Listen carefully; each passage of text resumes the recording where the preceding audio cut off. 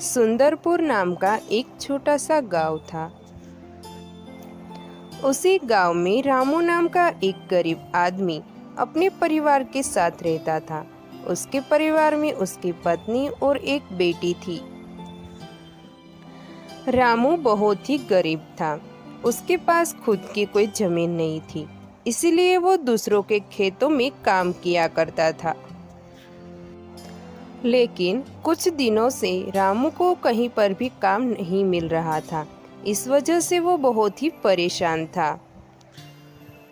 रामू जब घर आता है तब उसकी पत्नी उनसे कहती है, आ गए आप। घर में अब राशन खत्म हो गया है। आज तो थोड़ी सी दाल चावल ही बचे थे, मैंने बस वही बना दिए हैं। मुझे भी इसी बात की चिंता है कि इस महीने हम सबका खाने का जुगाड़ कैसे करूं।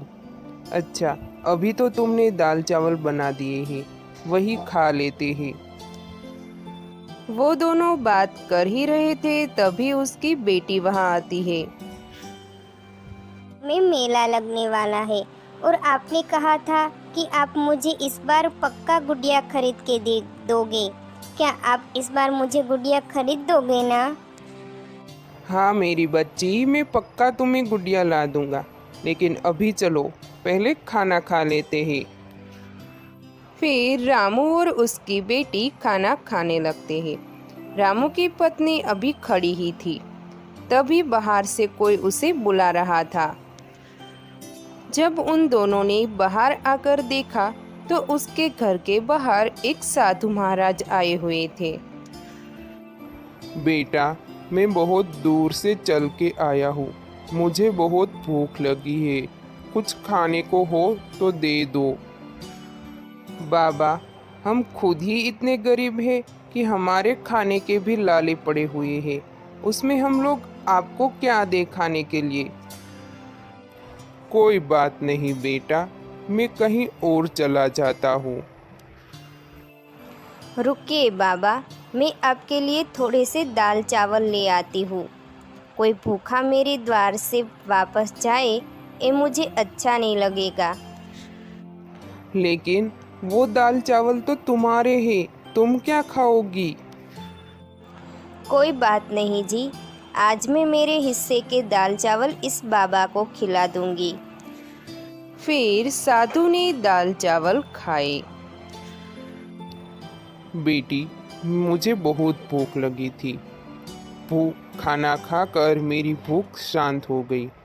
एक भूखे को खाना खिलाना वाकई बहुत ही पुण्य का काम होता है। बेटी, तुम्हें देने के लिए मेरे पास इस अंगूठी के अलावा और कुछ भी नहीं है। इस अंगूठी को तुम हमेशा अपने साथ रखना, इससे तुम्हें मदद मिलेगी।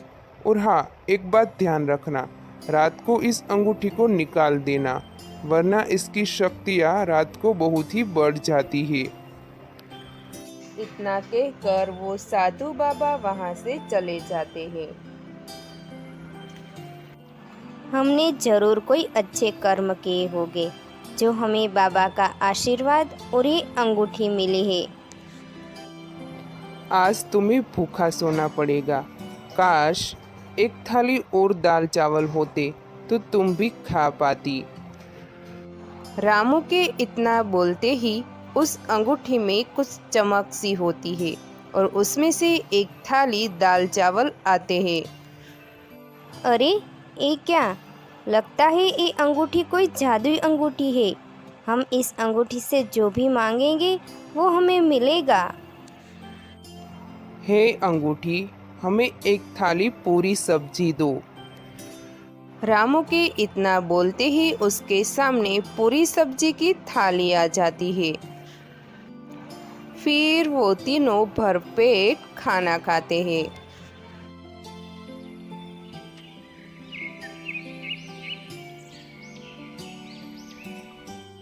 अगली सुबह वो तीनों मेले में जाने के लिए तैयार हो जाते हैं। रामू अंगूठी से कुछ पैसे भी मांग लेता है। फिर वो तीनों मेले में पहुंच जाते हैं। अमन एक प्राइवेट रामू ने कंपनी में अपनी जॉब बेटी करता को था। एक उसकी गुड़िया महीने भी की खरीद पगार के दी। 15,000 थी। कई दिनों से तुम कह रही थी ना कि तुम्हें साड़ी लेनी है।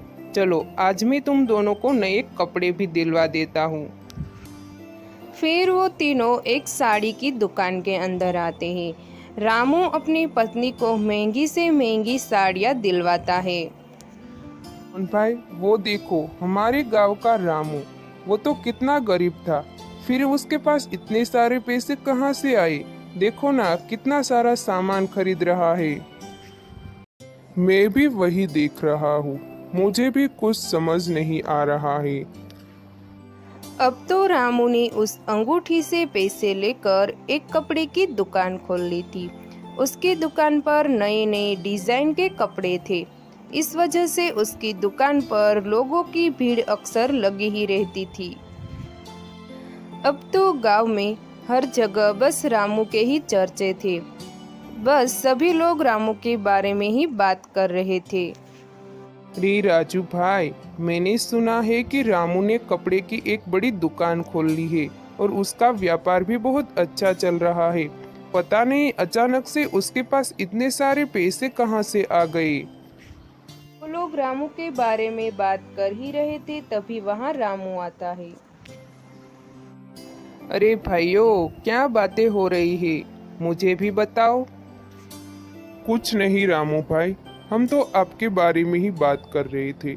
आप पहले कितने गरीब थे और आज इतने अमीर हो गई हो। आपका इतना अच्छा व्यापार भी चल रहा है। काश हमारे पास भी इतने पैसे होते तो हम भी खुद का कोई काम शुरू कर पाते। बस इतनी सी बात है। अगर तुम लोग सच में कोई काम शुरू करना चाहते हो तो पैसे मैं तुम लोगों को दूंगा, लेकिन हाँ, तुम लोगों को अपना काम ईमानदारी से करना होगा। रामू ने अपने हालात तो सुधारे ही थे, साथ साथ गांव में जरूरतमंद लोगों को भी अपना काम शुरू करने में और आगे आने में मदद की थी।